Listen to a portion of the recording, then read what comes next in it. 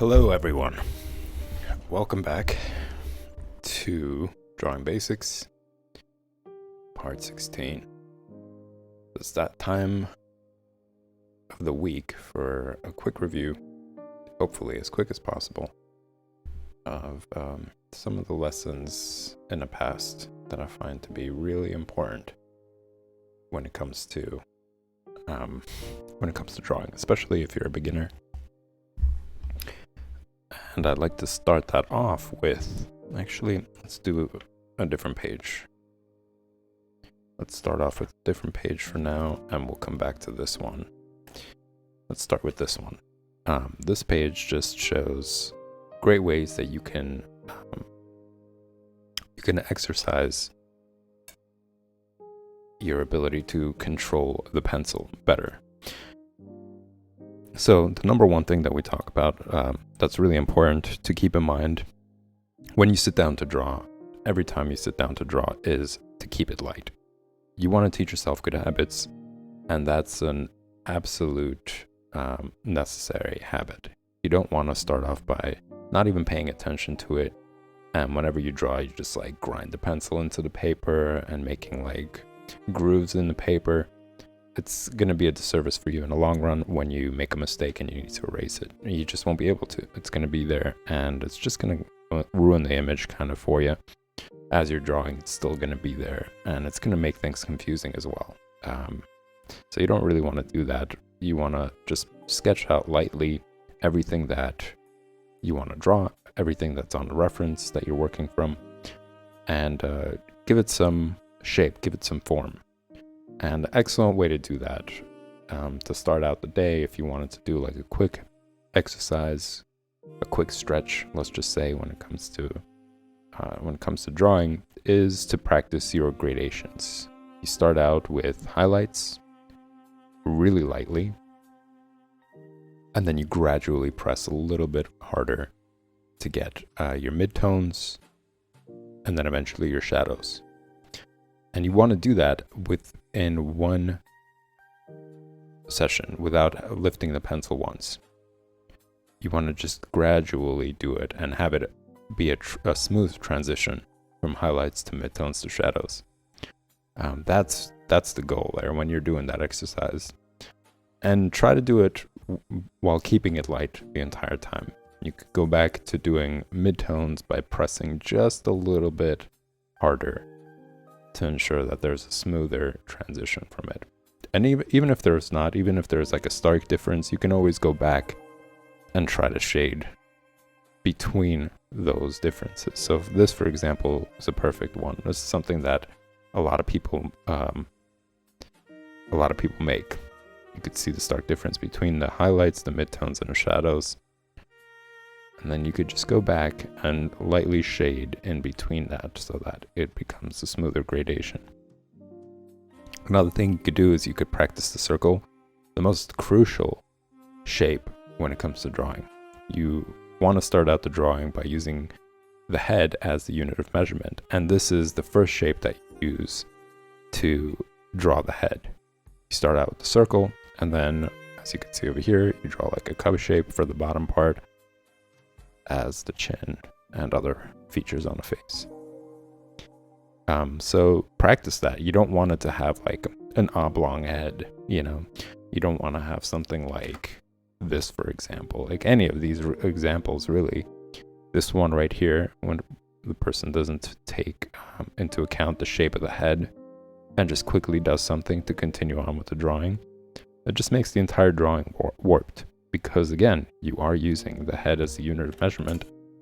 And if you did measure that, you would see that everything else becomes incredibly wide because of that.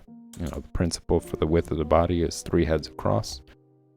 So you measure that wonky looking head, and you notice that, yeah, it ends up being really wide, disproportionate. Everything is kind of thrown off because of that. So it's very important that when you start out drawing the figure, you make sure that the circle is right, that it's not, you know, a weird, odd shape. This is another example of how sometimes people make the mistake where it's like kind of looks like a guitar pick. The chin is very pointy, the jawline is really wide, or rather like the face, not the jawline. There isn't even a jawline there. But what's supposed to be the jawline is really wide, and it just makes the entire drawing really wide and warped and distorted. So, if you take this as an example, the hip area is a head and a half. So a head and about a little bit over a half. And as you could see, at some point after you measure the body, the width of the body, 3 heads across, then it's going to come down to the hips. So it just naturally, like using this measurement, it ends up giving this really weird, also guitar pick shaped body. So it kind of resembles the head itself. So these are just examples of where things could go wrong if you don't consider drawing the circle well. You can see over here, this isn't even a circle. It's just kind of like a seed shape. It's really narrow. It's totally off, and it makes the entire body look really elongated and distorted.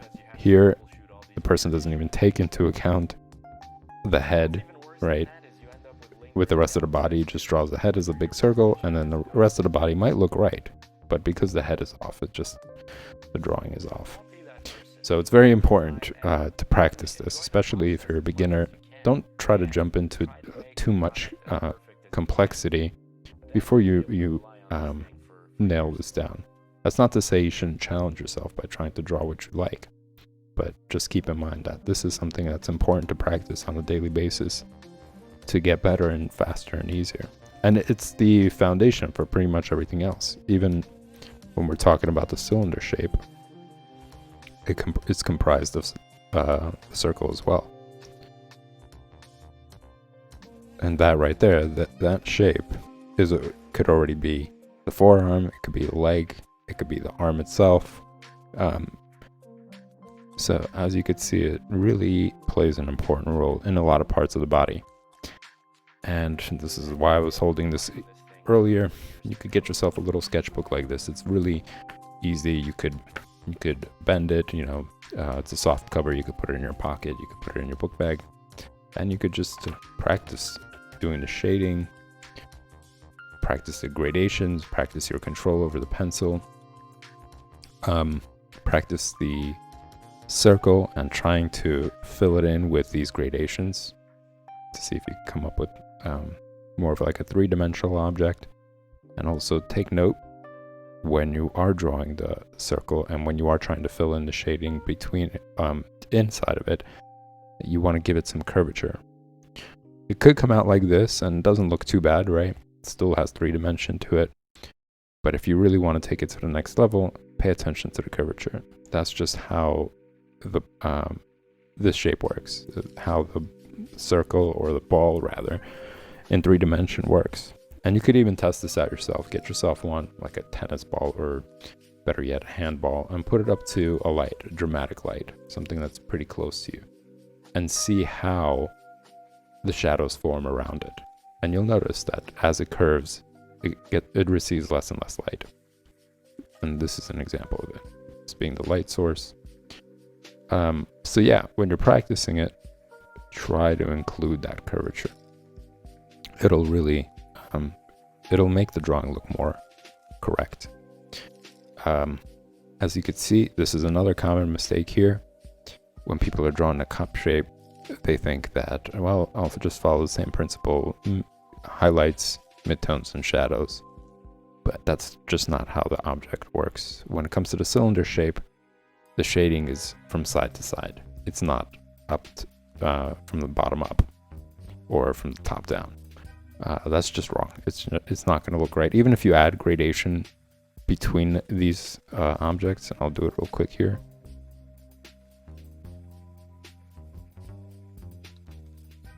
It's still not going to look right.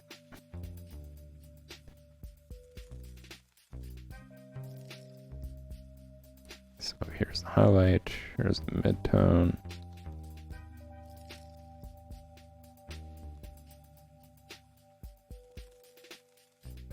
Then let's do the shadow. over here.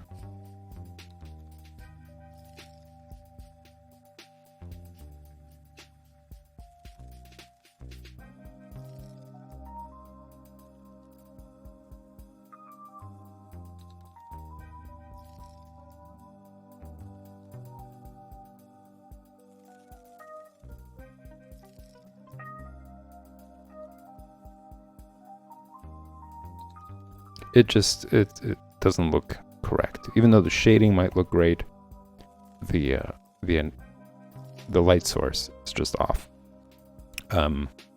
So pay attention to that as well. Try to get yourself objects that are similar to study light.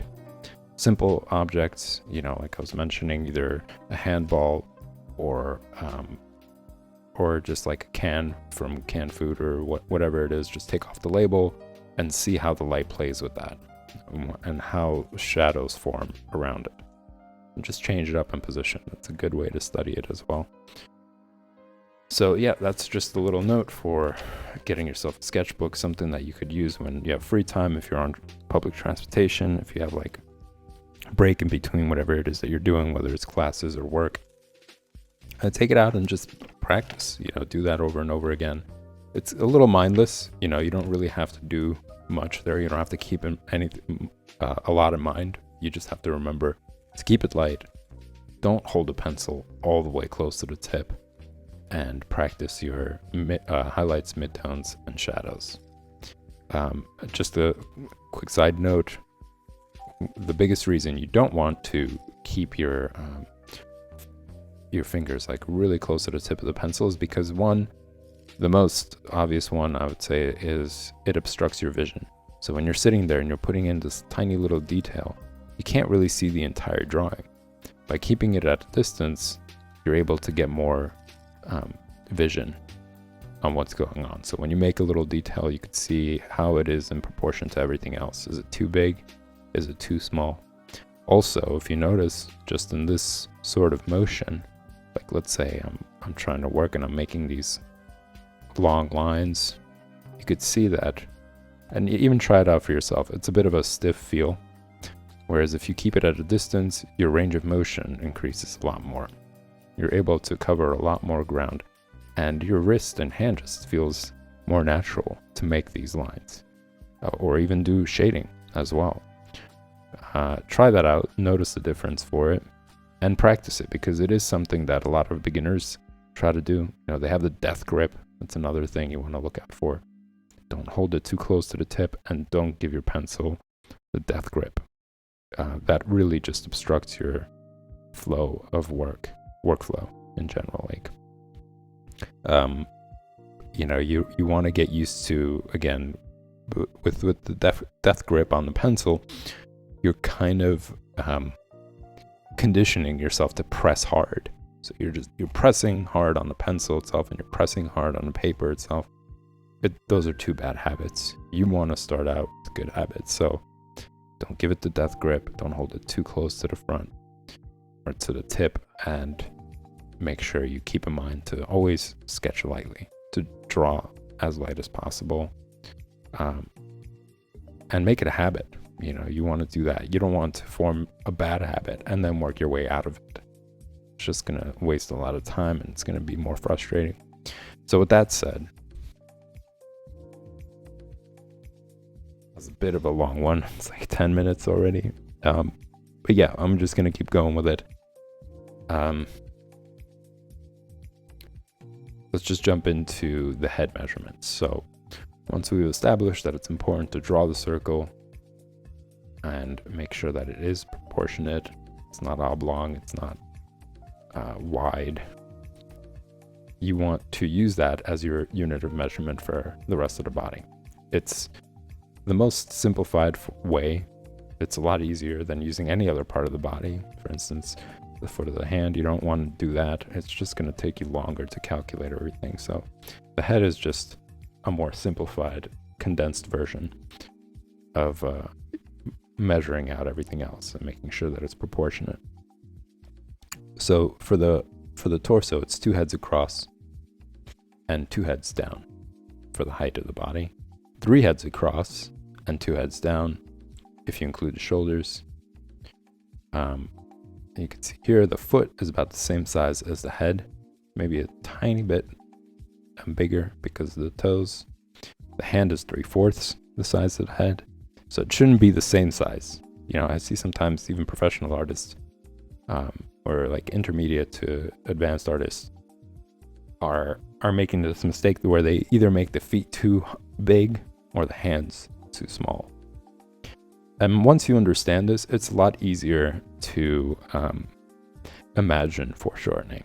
So if you draw, let's say, the body and the foot is as proportionate as it is here, and then you want to do a little foreshortening, like have the foot further away from the body, you already could just judge based off of that. Like, okay, it's supposed to be about the same size as the head, but going away, it'll be a little bit smaller than that. So it gives you somewhere to start with. It gives you an accurate spot to start with. You know, if you're drawing it too big and then you try to foreshorten it and then it turns out to be the normal size as it's supposed to be, as the size of the head, then it's still going to look off. Your foreshortening is going to fail in a sense. So yeah, this is just this is important to keep in mind, so that when you do go into more advanced techniques, you're starting off with the right proportions. Moving on to the leg, the upper part of the leg for the 8-head body, unit of measurement is 1 head across, and this is for both 8-head and 7-head. It's the same idea. So 1 head going for the width of the upper part of the leg, and 2 heads going for the height of the upper part of the leg. Now this is where you need to pay attention to, is when you're drawing the 7-head figure, the difference is that it's 1 head for the length of the upper part of the body, or upper part of the leg rather, sorry. And for the 8-head, it's 2. So that's the only difference between the rest. Everything else for the 7 and 8-head figure is about the same. The width of the body, the torso, the height of the torso, head and hands and feet, all that is the same. The only difference is the upper part of the leg. Then for the bottom part of the leg, and you could do it 2 ways. If you draw the upper part right, you could just follow that from where it tapers off, and then just taper it down towards the ankle, or just use this as a unit of measurement, which is 3/4 the width of the head for the width of the bottom part of the leg, and 2 heads for the bottom part of the leg, coming down to like right about where half of the foot is. Then to simplify it even more, just so that when you're referencing it in your head and you're like, what was it again? You could just remember 2 heads for the top part of the body, 2 heads towards the bottom part. So the entire upper part of the human body is 4 heads. Now notice, this is 2 heads going up to the waist. It's 4 heads when you include the hip area. That's the difference between this model and this model. So 2 heads from the chin down to the chest area, that's 2. Then from the chest down to the waist area, that's 3. And then from the waist down to the groin area, that's 4. Now another really important note is, hold on a second.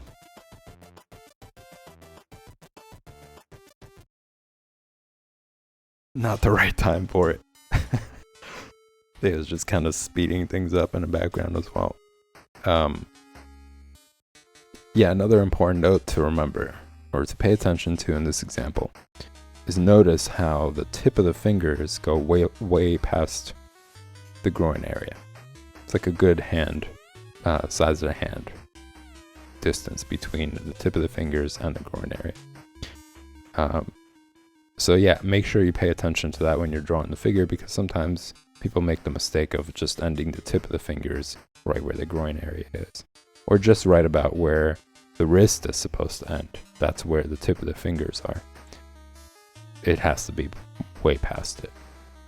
So that's just an important note. It really does change or make a drastic difference. It could be between being an improportionate body or a proportionate one. Even if you get all the other parts of the body right, let's say you get the torso, the upper, the hip area, the legs are right, head size is right, but then you just shorten the arms like that, it's going to throw off the image. It's going to be a waste in a sense. You put in all that effort to make sure the figure is right, and then you got T-Rex arms. So you want to avoid that. Then for the bottom part, it's the same idea. That's why they were drawn next to each other. It is 2 heads and 2 heads, so 4 heads for the bottom part of the body, 4 heads for the top part of the body. Easy to remember than these specific ones. Yeah, that could be your guide, so kind of helps it. This is just another example, to condense it even more. It's 4 heads in total, whereas here it's 2 and 2. For the width of the forearm, it's about half the head, which shows why it's also important when you are learning anatomy, when you are learning proportion, to draw this line going down the middle. Not only for the forearm measurement, but just to make sure and compare. It's a lot easier once you do that to compare and make sure that the entire body is proportionate to itself. So, you draw out the head and then you draw the line down the middle and you're like, whoops, it's a little bit more wide on the left side than the right. And that applies to just pretty much any part of the body. So it helps for multiple reasons. It also is a unit of measurement for the forearm. And then as you can see here, something we mentioned earlier, the width of the hip area is 1.5 heads and 1 head high. Whew. So hopefully that kind of helps you guys. Hopefully it refreshes some things in mind. I'm going to continue to do it, every other day or so, or every 2 days, just to give you guys that refreshing perspective. It's okay if you don't remember everything, and if this is like too much information in a short period of time, but each time I do the review, you might catch something new. You'll also have that mental checklist in your mind, and you can say, yep, I'm keeping it light. That's something that I am remembering each time I sit down to draw. I'm also remembering not to give the pencil death grip, and I'm also not holding the pencil all the way close to the tip, even though I've been doing that and it's comfortable that way. I'm teaching myself to keep it at a distance so I can have better range of motion, so that I can move around more freely on the page and I could have better control over my lines. So that's pretty much it. For the rest of the stream, I will be doing more examples and just more practice, I guess, for myself as well, of using basic shapes as building blocks for the human figure. I don't think that there is much room here. I don't think I could squeeze anything else in here. Let's take a look here. Trying to see if maybe there's some figure that I could try to draw in a smaller form.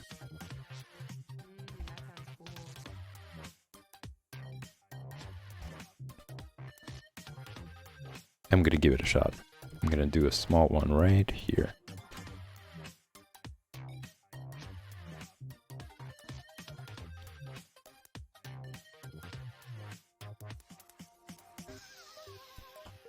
Gonna do a quick gesture line to just give the figure some sort of action pose or action line to work from.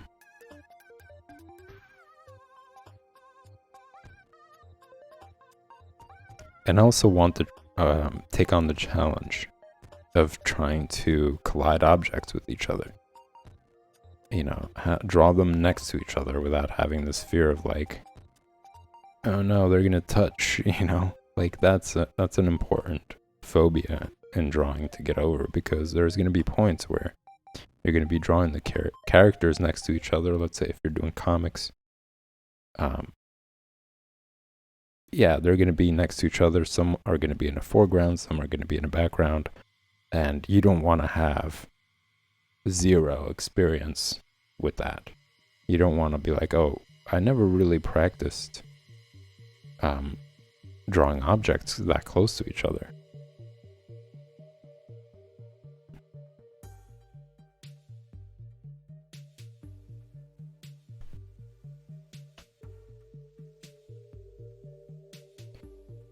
So this is kind of tackling on that.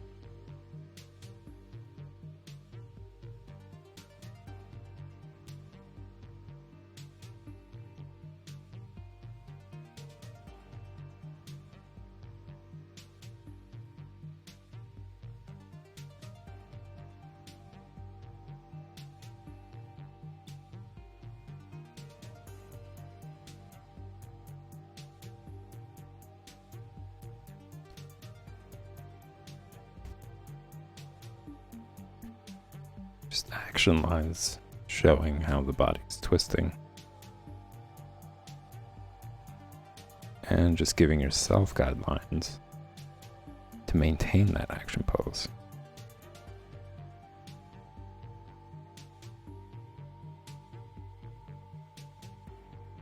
Alright, I think that kind of does it for this page. I'm going to move on to the next one. And I'm pretty excited. It's actually just a couple of more pages left. Let's see, how many pages is it? 1, 2, 4, 5, and 6. 6 pages left. Maybe even 7. I might just... I ended up using this at some point for taking notes or whatnot. So I might just like cut it and still use it. It's just going to be a weird page in the book. But yeah, I'm pretty excited that it's going to be a finished one. This is going to be, I'm going to say like what? I'm going to say like 2017 to 2022. I used other sketchbooks as well during that time period, but I'm trying to see. Yeah, I'm going to say like 2017. To 2022. So about 5 years. 5-year-old sketchbook.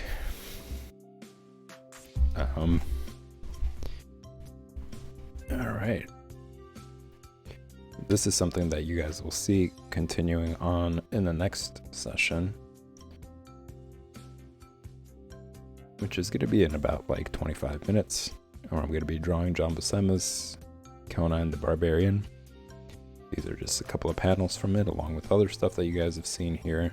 Just examples of me doing more of these gesture drawings. I just wanted to give you guys a peek of what's coming up next. This is something that I've been working on for a bit. It's just studying his work, really just reading his stuff as well. It's visually reading it, you know, using the pencil, using the brush, and just getting into that world myself as well. So yeah, this is just stuff that I've been working on, and in the Drawing Comics stream, I draw out the panels, and then at 9 p.m. Eastern Standard Time, I come back to this and I do watercolors. So this is just a bunch of other panels that I've been doing. Some have bubbles, some don't. That's something that I have to condition myself as well to remember. Like you could see some of these panels, I already included the bubbles, some of them not. But that is something to keep in mind when it comes to drawing comics. You do have to make sure that you leave room for speech bubbles. Right. Okay, so let's keep going with the gesture drawings. Let's see here.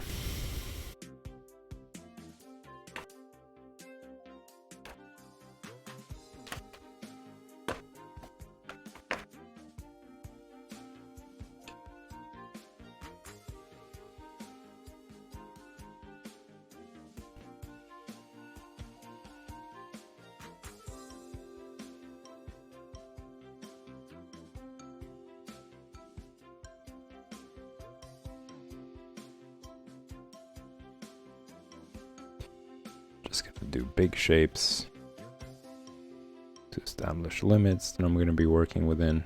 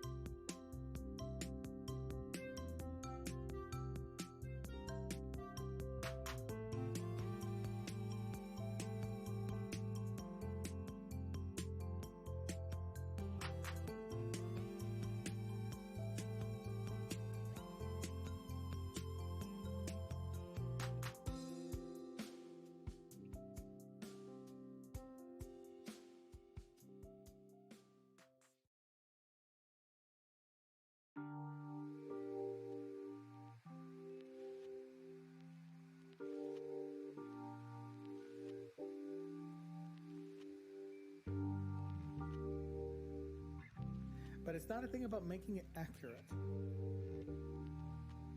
It's a thing about making it feel right. I remember this song.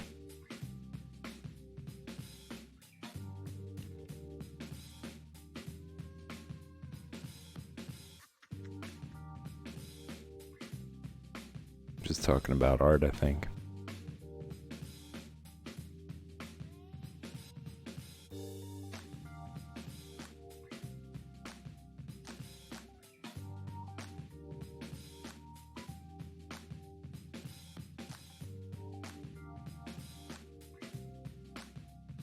So as you guys could see, I started out with drawing like a big shape,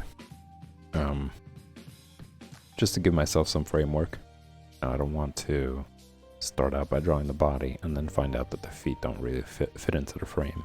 They just kind of go out of the page. An accident that's an error that feels good, then you leave it in. You know, you want those. So I'm gonna do it again. Or for this one right here. Trying to see what other pose I could fit into this. It's not a thing about making it accurate. It's a thing about making it feel right.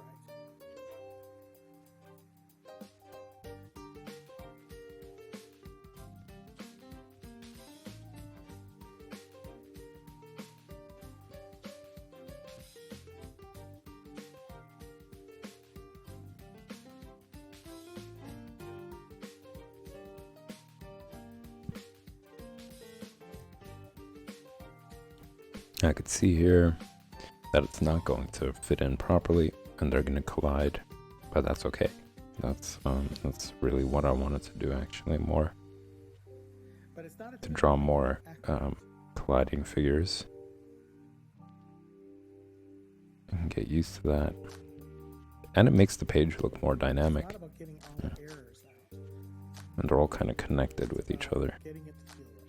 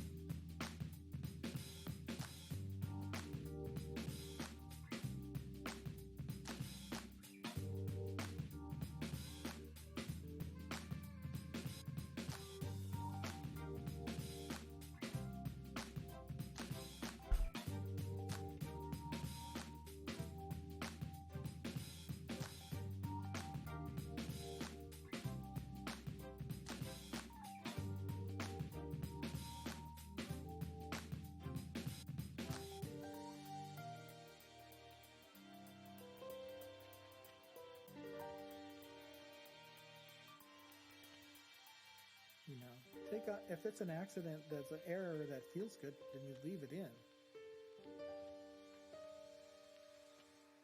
You know, you want those.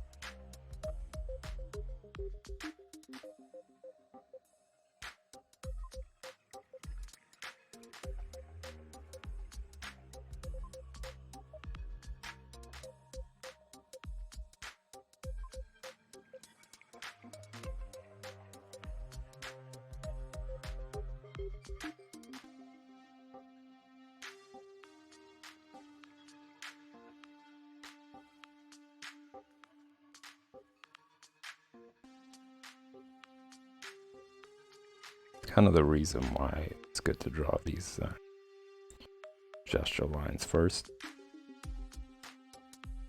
It gives you foundation before you start the next step of building foundation. So it's just like building. You know, you start out with beams, right?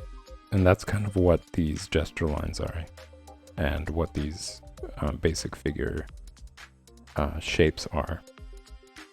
They're like the beams of the structure. And then you start laying on the bricks with the details.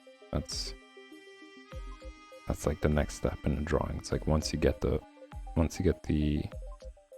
foundation down, you get the gesture lines down, then you add on the bricks, which are these basic shapes. And then you shape the interior more, which is like detail. It's a similar process. And I think it does good to remember it in that sense, that, you know, it's just like building a building. You got to make sure you lay down the foundation first before you jump into designing the interior or decorating the exterior. If the foundation is off, then the entire drawing is going to look off. Same way when it comes to like building.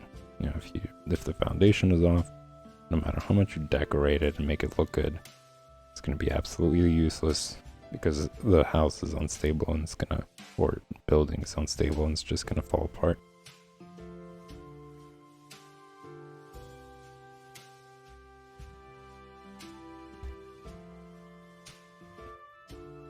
And I've seen so many times where people would try to like fudge their work or cover it up, you know, especially, for example, and this is something that a lot of beginners make when they don't practice other parts of the body. Like, let's say they only practice to draw the face, and then when it comes to drawing the entire figure, the feet are cut off on purpose all the way at the bottom of the page. You know, they'll draw big enough to avoid drawing the feet or the legs, and also the arms are hiding behind the back. So you could tell immediately, like, all right, this person hasn't really practiced how to draw hands, how to draw feet, and this is just a shortcut to have like a finished product. And that's okay, but you have to get over that fear. You have to get over that problem, because it's just going to be more and more noticeable, and you're just stifling yourself, because at some point you either have to confront it or just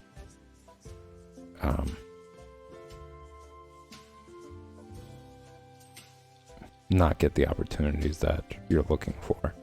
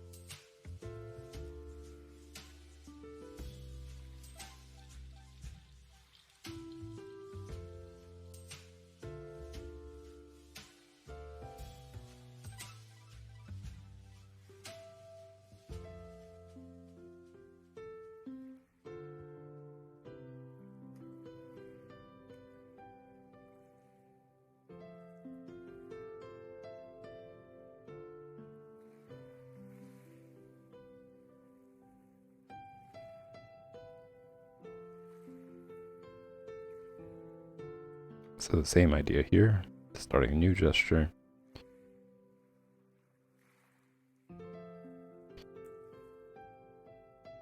Giving myself some guidelines to work with.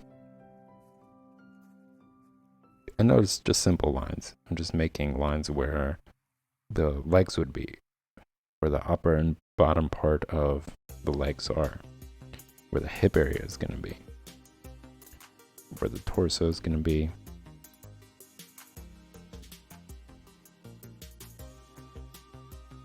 and the arms.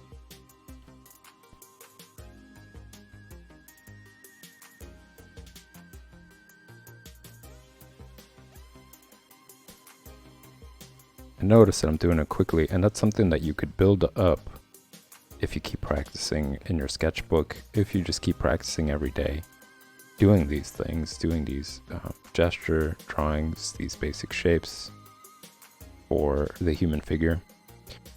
it's really beneficial, because when I am sketching this out, I'm not just drawing random lines. Like, I'm drawing actually the shapes that are going to come to use later. You know, that's something that was intimidating for me when I was trying to learn this method. I was relearning, actually, because I was making the mistake of tracing the exterior of whatever it is that I was working from. Even if I was working from my imagination, I would just start out, let's say, by drawing the face or parts of the face, and then from there building out. And it just became a disservice to myself, because I would spend so much time wrestling with different parts of the bodies, because I was depending on it's going to look right eventually. I'll notice it, and I'm just going to let that be the saving grace of the drawing. You know, like, work on it as long as possible until it just visually starts to make sense. And that just proved to be a really time-consuming method. I did end up getting good results here and there, but this is much easier, and just saves you a lot of time having to wrestle with the drawing once you understand all these principles. But when I was starting out to draw in this method, it was intimidating, because I was like, okay, well, if I'm going to start drawing or sketching out the different parts of the body, what am I sketching, you know? If I'm not taking my time, if I'm not really trying to focus as much as I can on every line, and I'm just doing these quick, loose gestures, what am I drawing? And that's when the basic shapes came into use. Like, after I started practicing more and more, whenever I would start quick, loose sketches, say I'm laying down a foundation for it, I would immediately start sketching that, as opposed to just nothing, you know, as opposed to not really knowing where to start. And since I've drawn them, or drew them so often, it became a lot easier to do, and faster to do it. So it just comes with practice that making these quick, loose drawings becomes easier.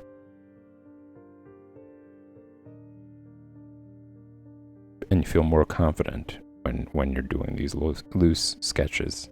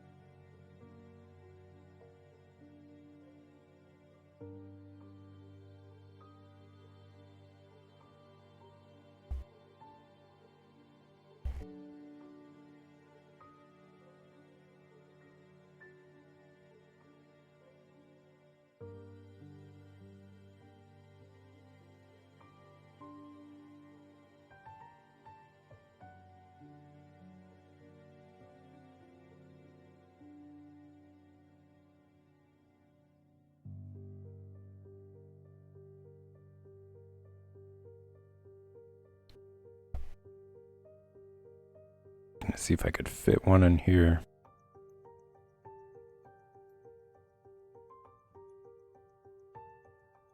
Once again, quick loose drawing, quick loose lines.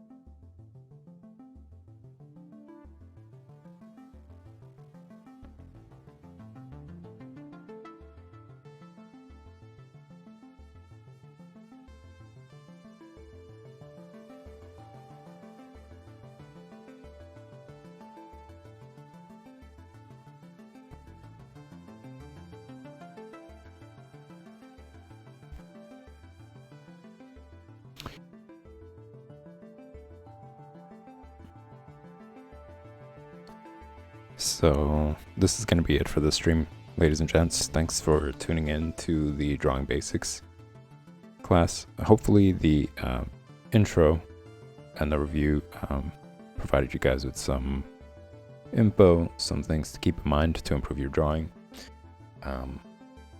If you enjoy the content, hit the subscribe button. Whoa, that came out weird. If you enjoy the content, hit the subscribe button. Hit the like button if you're watching it on YouTube. And check out the social media. I got all the links posted on this channel, on this website. You guys can take a look through those. I post regularly when I'm going live. And I occasionally put up some content that's from the stream on there as well. And stick around. Yeah, I'll be back in 5 minutes. I'm going to take a short little break. I'll be back in 5 minutes to do drawing comics. So I'll see you then.